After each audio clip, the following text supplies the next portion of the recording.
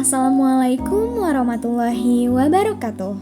Halo semuanya, bertemu lagi dengan mata pelajaran Bahasa Indonesia bersama Ibu Nunung dengan materinya yaitu puisi. Sudah siap untuk belajar semuanya ya? Mari kita masuk ke dalam materi. Bismillahirrahmanirrahim. Pembahasan yang pertama yaitu ada pengertian dari puisi itu sendiri. Puisi itu apa sih? Puisi itu adalah karangan teks yang diciptakan bertujuan untuk mengungkapkan pikiran serta perasaan penyairnya dengan mengutamakan keindahan kata-kata. Dalam puisi, kita dapat menyampaikan berbagai macam perasaan. Contohnya kerinduan, kegelisahan, marah, kesal, bahagia, dan lain sebagainya dapat diungkapkan ke dalam puisi dengan menggunakan bahasa yang indah dan kata-kata yang indah. Nah, selanjutnya terdapat ciri-ciri dari puisi. Yang pertama itu ada terdiri dari beberapa bait, umumnya terdiri dari 4 baris atau lari. Yang kedua, menggunakan diksi atau kata-kata yang bersifat kiasan untuk memperindah bunyi. Contohnya seperti ini. Wahai rembulan yang bundar, jenguklah jendela kekasihku. Kalau misal kita menggunakan kata-kata sehari-hari kita, itu bunyinya akan berbeda. Tentu akan berbeda. Contohnya seperti ini. Wahai rembulan yang bulat, kan terdengar tidak cocok ya pemilihan katanya. Jadi kita harus memilih kata-kata yang cocok, menggunakan kata-kata kiasan yang indah yang memperhatikan estetika.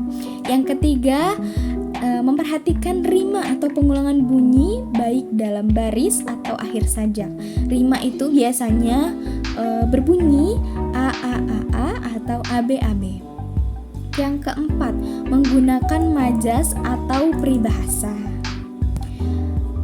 Selanjutnya, terdapat tujuan dari puisi. Yang pertama ada ekspresi emosi dan pengalaman pribadi. Puisi ini sering digunakan sebagai media untuk mengekspresikan perasaan, berbagai macam perasaan yang sudah disebutkan tadi ya, mengekspresikan emosi dan mengekspresikan pengalaman pribadi dari penulis itu sendiri menggunakan kata-kata yang indah, memperhatikan estetika tentunya ya, yang enak didengar. Yang kedua, pemikiran filosofis dan refleksi. Beberapa puisi itu terkadang bertujuan untuk menyelidiki pertanyaan-pertanyaan filosofis atau mengeksplorasi pemikiran yang mendalam.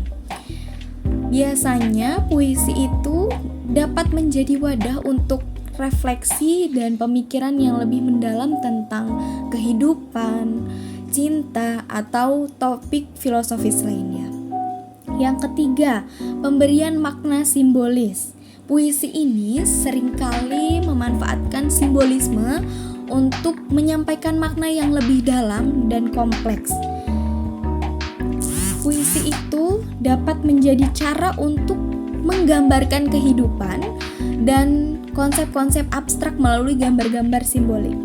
Yang keempat ada estetika dan keindahan. Terkadang puisi itu mengejar keindahan atau estetika dalam pemilihan kata-katanya atau ritme dan pengaturan dari struktural.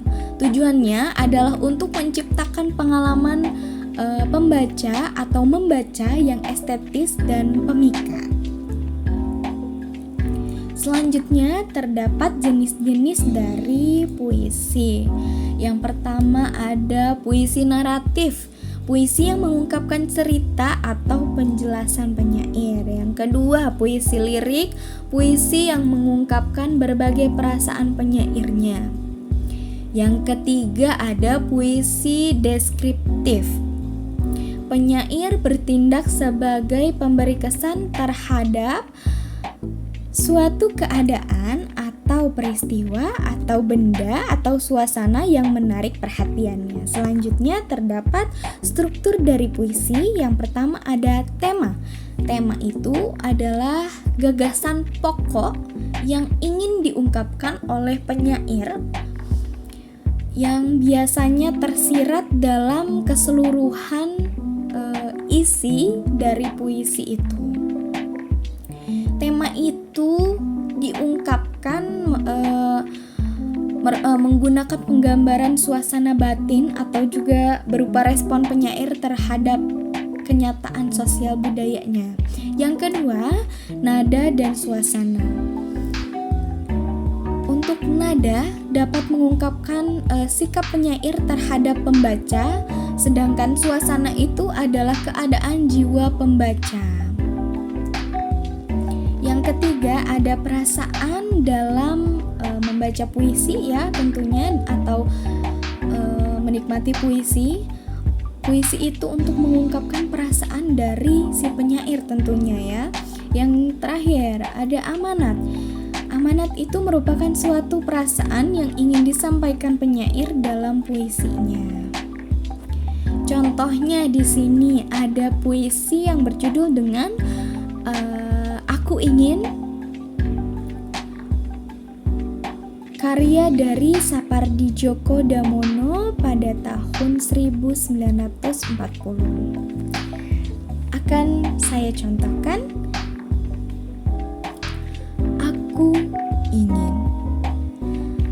Aku ingin mencintaimu dengan sederhana, dengan kata yang tak sempat diucapkan.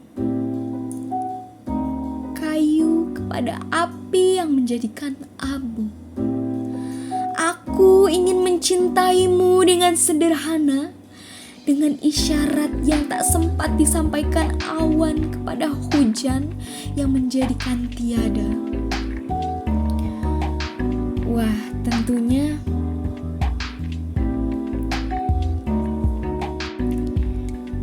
puisi ini sangat indah.